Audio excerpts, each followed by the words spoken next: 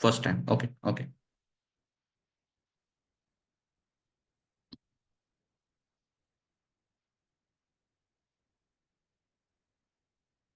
And have you already joined any other, like, because we many classes have foundation programs these days, like from 8th standard onwards, they start to train the students. So has anybody already attended any kind of program like that, or you are just coming from your school level syllabus? So just want to understand what is the other exposure, or what is the back preparation that you have already done, which will And help me to decide the difficulty level. I'm in M Prakash Institute for 2 years batch. Okay, okay, okay. What about others? Anybody who is already doing some class, or just going to appear for this exam? Sir, Allen Institute, Nanded. Alan. Okay, yeah, okay. So that is good that wherever you are having some. Sorry, somebody was saying something. I've only done school level. I haven't done any extra Okay, coaching. okay, okay. Fair enough. So yeah, I mean, as such, this exam is designed in such a way that we don't expect you to have done any other coaching. That just based on whatever is in the school syllabus, that should be sufficient to do well at an exam like this. But the difficulty comes in application. So that is what we are going to see today. That how you take the concepts and apply them. Uh, that is where the difficulty starts. But anyway, let us begin. So hi, welcome everybody to this program. So my name is Prashant, and this is the second year that we are offering this course. Last year was also we offered the same course, and lots of students gained valuable insights into how to solve the paper, and in general, not just about solving the paper, how to organize your study for an exam like this. Because the same things that we are going to do now to prepare for this exam, think of this like a short or mini version of JEE, that you have to apply the same principles, same problem solving or study habits to scale your performance all the way up to JEE. No matter which institute you get selected, that doesn't matter. Okay. Uh, so just to introduce myself, so I actually was a student from M Prakash Academy back in almost 18 years ago, and I also graduated from IIT Bombay. After that, started working as a software engineer, but side by side, I was also involved in mathematics Olympiads at various levels, first as a student, then as a teacher for many years.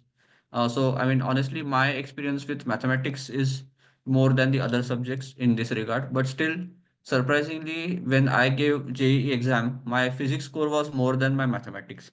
And I will explain shortly why that is the case. But finally, it comes down to the idea that the maths is the foundation of all the engineering that you are going to do. And so maybe it would be useful to talk about how to prepare for physics. So there are two things in physics, right? One aspect is learning the subject well, and the other is performing well at the exam. So this course, I'm just going to give you the idea about how to do well at the exam. But apart from that, like physics itself is a very wonderful subject. So you should spend a lot of time understanding the concepts and appreciating them.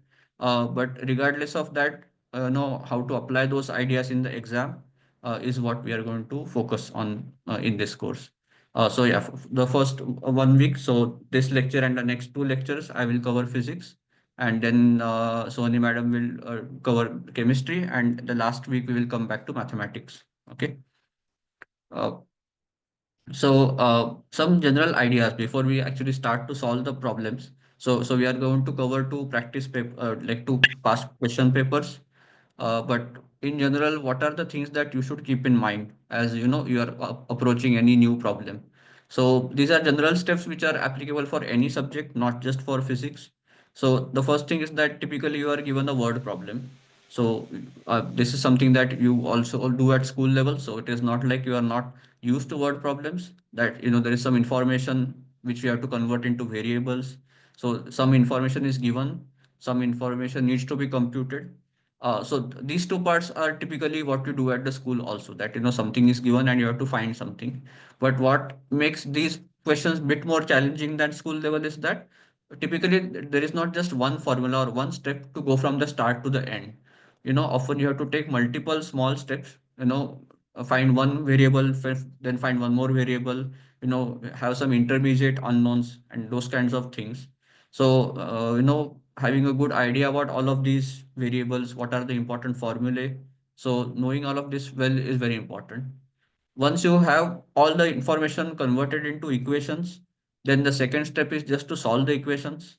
So the second step is just mathematics. That is where again the mathematics is very important. That being able to solve the equations efficiently, accurately within the time. So all that matters at the step two. And then step three is um, also important. Sometimes people don't pay enough attention to step three, is converting the final answer back into the original context, like whether it is a physics problem or a chemistry problem. So, interpret the information back into the original question, because sometimes, mistakes can happen at this step. Uh, for example, maybe you have solved a quadratic equation and that gives you two roots, right? So mathematically speaking, both routes are valid, but maybe we are talking about the mass of an object and one of the root is negative. So then we know that the mass cannot be negative. So eliminating that other root and things like that. So the step three is important for that. Okay, so these are the general, this is the overall process to solve any problem at this level. But for physics in particular, there are few other things that we should do to help us to solve the problems more efficiently. So the first thing is drawing a good diagram. Okay, so I mean it doesn't have to be geometrically accurate, but it has to be like a schematic. How are the objects positioned? Like if there are some objects are falling, some objects are moving from one position to another.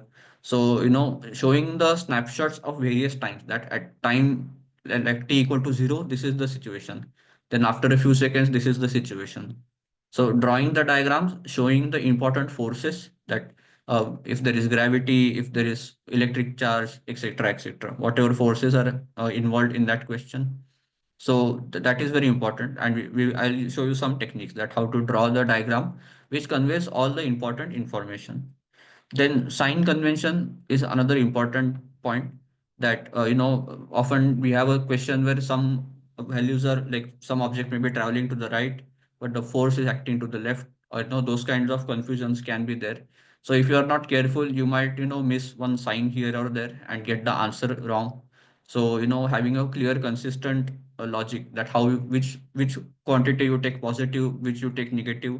So if you are consistent, then you can be confident that your answer is correct. And the same goes for units also. Like often maybe question will confuse you with giving different information in different units. Like some might be in meters, some might be in centimeters. So pick one unit system like MKS or CGS system and convert all the information into that system before you start to solve. Okay. There are some exceptions. I will show interesting. There is one problem here which we will do today, where I mean, so again, all of these are general principles. There is no fixed like what you can say golden rule that you have to follow this 100%. Sometimes you have to be a little bit more proactive and take shortcuts to save your time. So I will show some examples that where Prashant, you can. एक एका मुलाचा आत्ता phone आला होता. त्यांना मी आत्ताची Uh-huh. Link पाठवली. त्यांना म्हटलं आजचं ओके. लेक्चर अटेंड करा, मग फॉर्मॅलिटी करू आपण. हं. तर हो, हो. चालेल ना. तो हरकत जॉइन नाही. करेल आता. त्याला एंटर करून घेशील. मी एनिवे हे वेटिंग रूम ओपनच डिसेबलच ठेवलंयस केली ना? आहे. हो, ठीक हो, आहे. हो. हां, ठीक आहे. ठीक. ओके. हां. Okay. Okay, so at times you have to take some shortcuts, to save time. So I will point those out from time to time, but these are the general principles that you should follow as much as possible. Okay. So all of this was what you should do when solving a question. But even before you go to the exam, you have to do a lot of back preparation. This is the homework that what you should do for the next few weeks, to have the best possible chance at doing well at the exam. So the first thing, as I said, is that, knowing the concepts very well is very important. So we will not have the time to cover this in our course because we are focused on the problem solving, but this is your homework, that make sure you know all the basic laws of physics, like what are the equations of gravity, of kinematics equation, conservation of energy, momentum, etc., etc. Every topic has some important concepts that you should know. So you should know the concepts and also you should know the formulae. So the formulae are what will give you the problem solving techniques that, for example, in kinematics equation, you know how to calculate the velocity, the initial and final velocity, or the displacement, things like that. Newton's laws of motion, density, buoyant force, etc., etc. But what is important is not knowing just the basic formulae, but use those formulae to create your own what I'll call special cases. Okay, so special cases are like where you know specific information. For example, if you take a case of an object which is dropped from a height, okay, from the top of a building, and it reaches the ground, and typically we can be asked questions like, how much time did it take to hit the ground, or what was the velocity when it reached the ground. Now, all of these things can be found from kinematics equation. I think you already know that. But the thing is, this situation is going to occur multiple times. And every time if you put the values in kinematics equation and solve it, you will waste maybe 10 seconds, 15 seconds every time. And so all that time adds up very quickly. And also there are chances to make mistakes and things like that. So if you have all of these special cases ready, prepared as part of your revision formula sheet, then that will save you a lot of time. Okay, another very typical example is in the case of density and buoyancy. We often have some object which is floating in liquid. Then you should have the formula ready for what is the density of the object versus the liquid. So we will derive this formula today. That what is the ratio of the volumes of the submerged and the total volume. So all of these are shortcuts which will save you time. Okay, so all of this is important for this kind of exam because uh, time management is also one of the important aspects of doing well at an exam like this. Okay. And then the last thing that I think we should be well prepared is the mathematics part. So as we saw in the previous page that step two is solving the equations. So you should know that part very well. It should not be the case that you know the physics, but you got stuck in the mathematics or you made a mistake in the mathematics. So that should not be the reason why you were not able to solve a problem. So in mathematics, the basic things that you need to know to solve these problems is like basic linear equations, quadratic equations, simple simultaneous equations, like just two variables, very rarely three variables, and then some basic knowledge of vectors, like how to add vectors in one dimension and two dimensions, and some geometry formulae, like typical volumes, area, surface area, and things like that. So nothing advanced. All of this you already know how to do at the school level. Just it should be very efficient for you. It should not take time for you to do any of these things. Like if you just take the example of quadratic equations, you should know multiple ways to solve the equations, right? Like there is factorization. You know that b square minus 4ac formula, and quickly looking at the equation, you should formulate a strategy that what will give me the fastest and the most high probability of correct answer. So picking that strategy quickly is going to give you the advantage, because understand that competition is very high, that there will be lots of students trying for this exam. So every small edge that you can get, you should take it. Okay.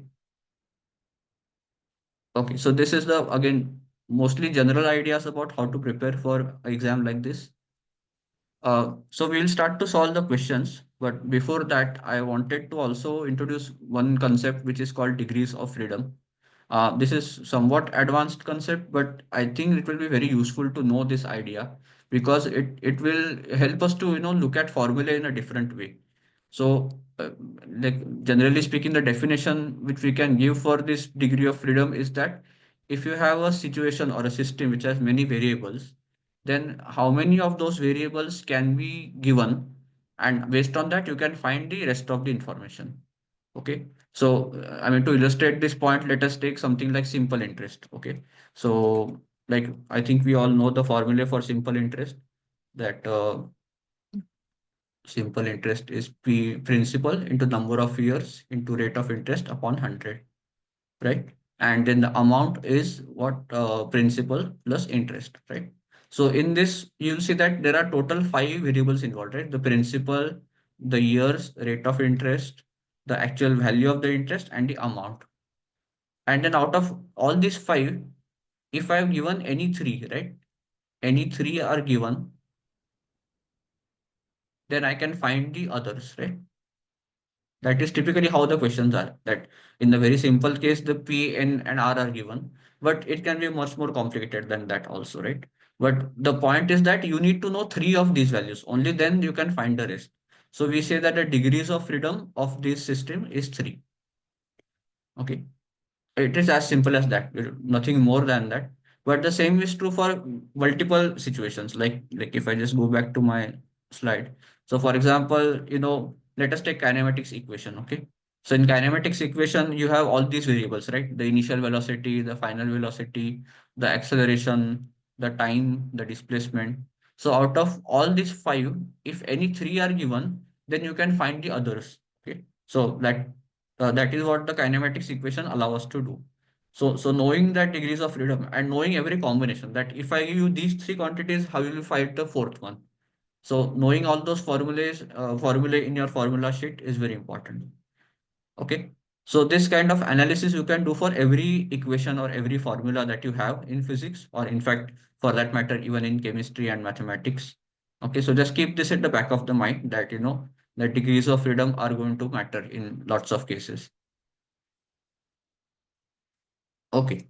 So I mean, just to give you a snapshot that how, if you want to prepare a formula sheet, what are the things that you would like to include.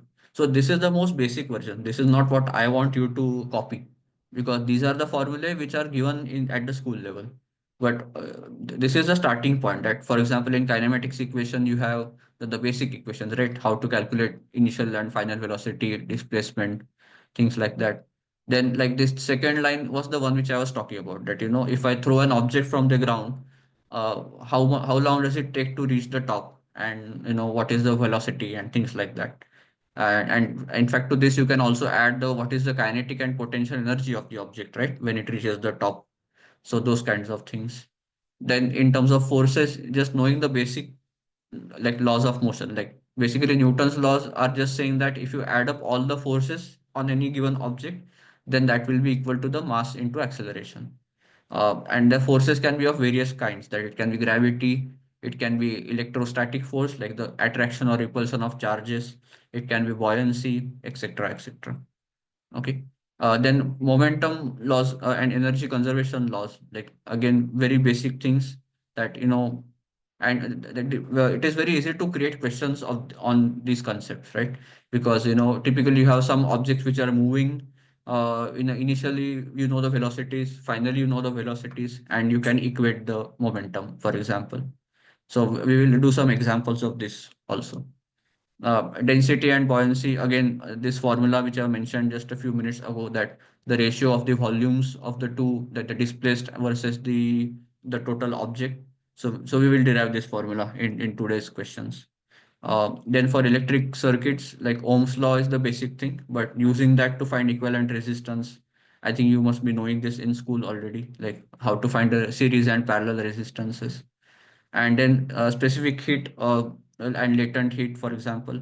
So the last batch, actually, students had lots of questions around this.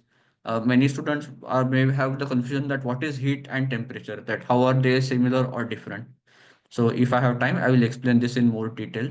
But again, that concept is not that important to solve the problems. So we can just solve the problems based on the simple idea that total energy remains constant. And so you just equate the total heat gained by one object, that has to be equal to the total heat lost by another object. Okay, something like that.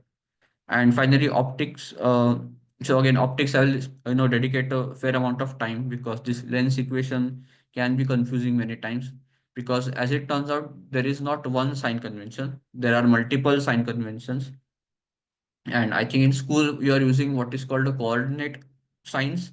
And after you start, preparing for JEE, you have to use a different so-called Gaussian sign convention. So we should explain that properly. Okay, so this was just an overview of all the topics. This is the bare minimum that you should know, I would say that. And then based on this, as I said, finding your own special formulae, that will help you to save time. Okay. But again, don't use this as a ready reference. Don't just copy this sheet and think that is all you need to do. this is my formula sheet. You should write your own independent formula sheet, which only you can write, because that is how you have organized things in your mind. You cannot copy somebody else's formula sheet. That will not be useful for you. Okay.